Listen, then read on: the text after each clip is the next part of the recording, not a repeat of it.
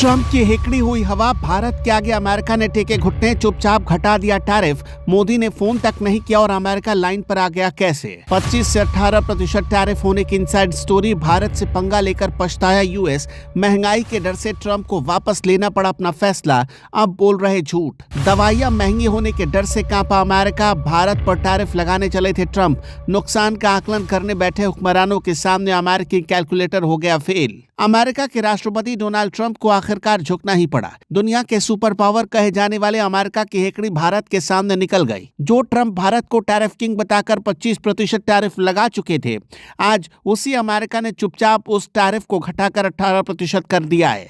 बड़ी बात यह है कि इसके लिए प्रधानमंत्री नरेंद्र मोदी ने एक फोन कॉल भी नहीं किया। भारत ने वॉशिंगटन के सामने कोई गिड़गिड़ाहट नहीं की। फिर ऐसा हुआ क्या कि ट्रंप का दिल अचानक पिघल गया। ये दिल पिघलना नहीं, बल्कि ये भारत की आर्थिक ताकत का डर है। अमेरिका ने भारत पर लगने वाले रेसिप्रोकल टैरिफ को 25% से घटाकर 18% कर दिया है। इसे कूटनीति की भाषा में भारत की बहुत बड़ी जीत माना जा रहा है और इसके लिए नरेंद्र मोदी ने ट्रंप को थैंक यू कहा है। असल में डोनाल्ड ट्रंप ने सत्ता में आते ही रेसिप्रोकल टैरिफ का ब्रह्मास्त्र चलाया था। उनका प्लान था कि भारत के सामानों पर 25% या उससे ज्यादा टैक्स लगाकर भारत को घुटनों पर लाया जाए। लेकिन जब अमेरिका के आर्थिक सलाहकारों ने कैलकुलेटर उठाया तो उनके होश उड़ गए।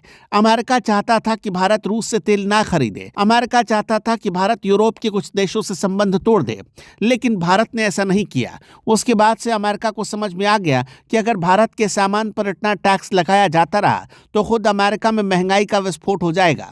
ऊपर से भारत ने यूरोपीय यूनियन के साथ फ्री ट्रेड एग्रीमेंट यानी मदर ऑफ ऑल डील्स करके अपना पावर अमेरिका को दिखा दिया था। अमेरिका की मजबूरी को समझिए। आज अमेरिका अपनी जेनरिक दवाओं के लिए भारत पर निर्भर है। अमेरिका के लोग जो कपड़े पहनते हैं और जो डायमंड ज्वेलरी पहनते हैं, उसका बड़ा हिस्सा भारत से जाता है। अगर ट्रंप 25% टैरिफ लगाते रहते तो अमेरिका में दवाइयां महंगी हो रही थी। वहां का आम अमेरिकी जो पहले से महंगाई से त्रस्त था, वो और परेशान हो रहा था। इसलिए अमेरिका को मजबूर होकर अपने कदम पीछे खींचने पड़े। यह फैसला भारत के लिए नहीं, बल्कि अमेरिका ने अपनी खुद की जनता के गुस्से से बचने के लिए लिया है।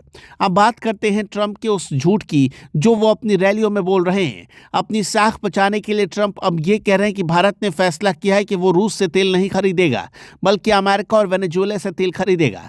लेकिन सच्चाई यह है कि भारत ने अपनी कस्टम ड्यूटी में कोई बड़ा बदलाव नहीं किया है। भारत आज भी अपनी शर्तों पर व्यापार कर रहा है और कहीं भी भारत ने यह नहीं कहा है कि वो रूस से तेल खरीदना बंद कर देगा या फिर वेनेजुएला या यूएस से ही तेल खरीदेगा। ट्रंप का यह दावा सिर्फ अपनी घरेलू राजनीति चमकाने के लिए, ताकि वो अपने वोटरों को यह दिखा सके कि उन्होंने भारत को झुका दिया, जबकि हकीकत यह है कि भारत का एवरेज इंडस्ट्रियल टैरिफ 18% के आसपास ही है। इसलिए अमेरिका के पास 18% से ज्यादा टैक्स लगाने का कोई तार्किक आधार नहीं बचा था। हाँ, भारत के प्रधानमंत्री नरेंद्र मोदी ने अमेरिका के इस फैसले के बाद डोनाल्ड ट्रंप को थैंक यू जरूर कहा है। इसके लिए उन्होंने ट्वीट किया और इसी के बाद दोनों देशों के नेताओं के बीच बातचीत हुई। ये भारत की बदलती हुई छवि है। एक वक्त था जब अमेरिका की एक धमकी पर भारत की सरकारें हिल जाती थी, लेकिन आज का भारत न तो धमकी से डरता है और न ही दबाव में आता है।